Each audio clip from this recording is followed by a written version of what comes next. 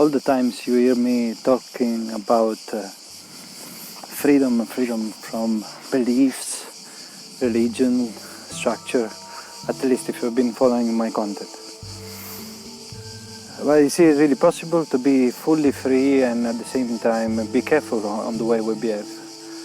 This is the kind of topic that I will try to discuss today, because you might have heard or read stories of gurus, masters actually abusing, even sexually sometimes, their students.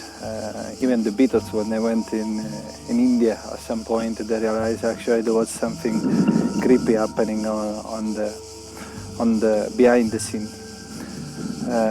But how is it possible that really a master or somebody who has realized some kind of spiritual achievement can behave in such a way?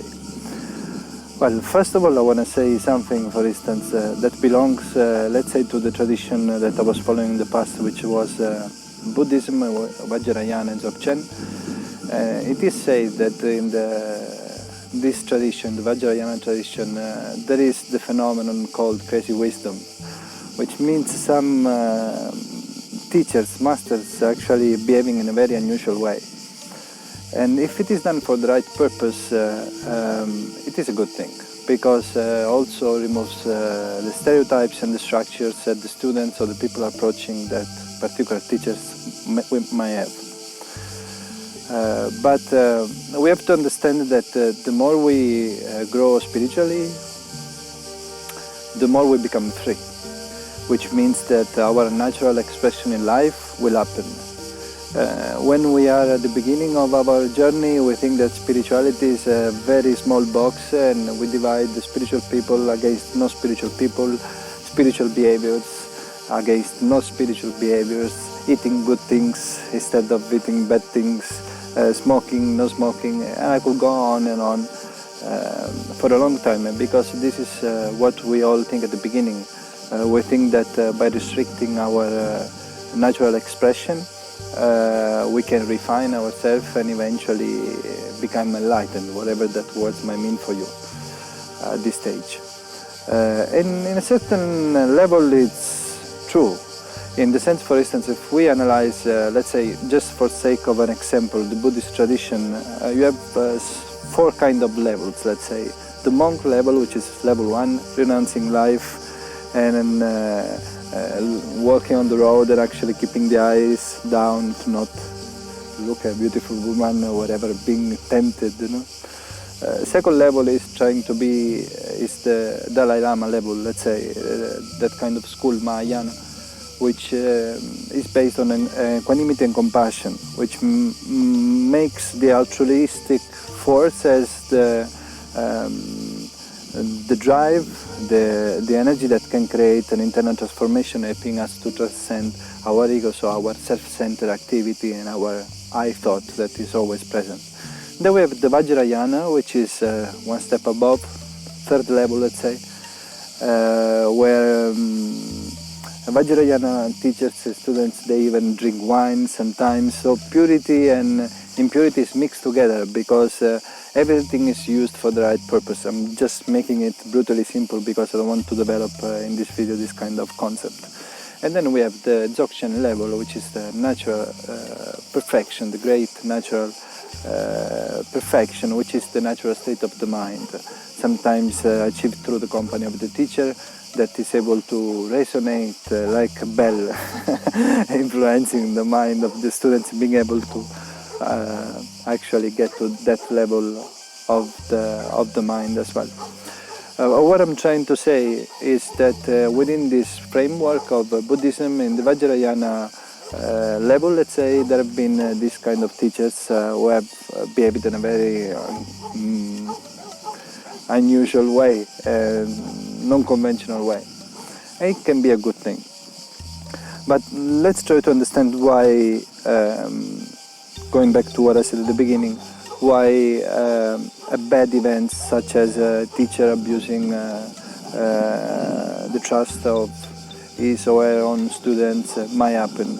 Well, we have first to discern two cases. One is just a charlatan being able to manipulate people and taking advantage of them, asking for money, asking for sex, whatever it is. The other case is actually some of these gurus that might have read of that go beyond the usual behaviors because they express themselves naturally. Which doesn't mean that they have not achieved some kind of spiritual development. It can be very true actually, because when we are so free actually to express the natural flow of ourselves, maybe what we do is not actually in line with the morality and intellectual behaviors we have created, because at the end of the day the codes that we have in life, they come from the mind, from the analysis that something is no good for the common good, we don't do it. So in that case, it is very possible that the guru, the teacher, was a true teacher, but because he went beyond the concept of good and bad, he did something bad. Bad for other people, because bad, if you see everything zooming out from the perspective of life, there's no such thing. Even when a tiger is eating a rabbit, let's say, it might look bad, but it is actually good for the tiger. So our limited perspective is limited to ourselves. But if we zoom out, actually, we might understand that there's no such thing as good and bad. So going back to the example of the teacher, when we transcend that level of in the intellect, that level of inner dialogue, we might get to a point that we naturally express ourselves, and certain things might not actually be for the common good.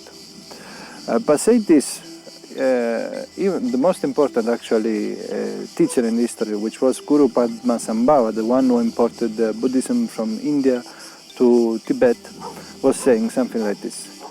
The mind can be wide as the sky, but the action refined as a little piece of grain of salt, or whatever, or sand, whatever you say. Which means that although through meditation, through practice, we might reach a level of freedom within ourselves, which naturally express this flow of life within this body and its expression in whatever it means, we always have to be careful about the way we behave. Without hurting other people, because eventually this is going to bring bad things to us. If we make a mistake, some consequence will come in our life. And in the way that I teach and the content that I usually share on the YouTube channel, I talked a lot about the importance of not being within a box, not being I'm a qigong practitioner, I'm a Buddhist or whatever it is, no, but just trying to be natural. But at the same time, we have to discern this, because this might create a big problem, especially when we are not able to understand the context where we are operating. Because, for instance, in one society or one cultural space, certain things are good, in other ones they can be very bad actually. So it really depends where we are. What I'm trying to say is that although I still believe that religion, dogmas, and all this imposing structure, they actually against our personal freedom, which doesn't have any religion, beliefs, it's just our natural, spontaneous expression in life, we try to achieve through some cultural tools such as Buddhism, Christianity, whatever it is. But those are middle step to a natural expression of life, like is a tree, like is a bird, whatever it is. They just do what naturally they do.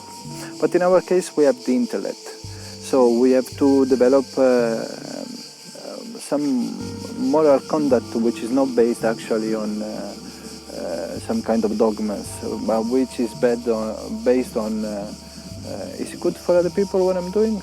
Or am I doing it for gaining something myself, or is it the common good? And this was actually the phrase that my teacher, my Buddhist teacher, was used to say. If you want to analyze if something you're doing is good, just try to make what it is good for the majority of people, and you will come out with the right answer. Being a good human being is the foundation, not only for being good, but even for those ones who wish to explore life to higher degrees. Because behaving badly and creating problems, although we might be free inside ourselves, it might create some conflict, even externally, that then they reflect internally. If we want to push ourselves a bit beyond the usual human level, which is quite messed up, and try to explore vertically the possibility of life, which means other, let's say, other level of existence, let's call it like this, purity of the mind is necessary. And purity of the mind comes from purity of action. Because if I'm behaving properly, I can go to bed not having nightmares or things like this. I can sleep properly, and everything is fine within myself. But let's say I'm a tantric practitioner, I'm a Gong practitioner, so I'm cultivating the energy. I'm able to feel something actually because I've done that for a little while now, and then I behave badly outside. It's no good.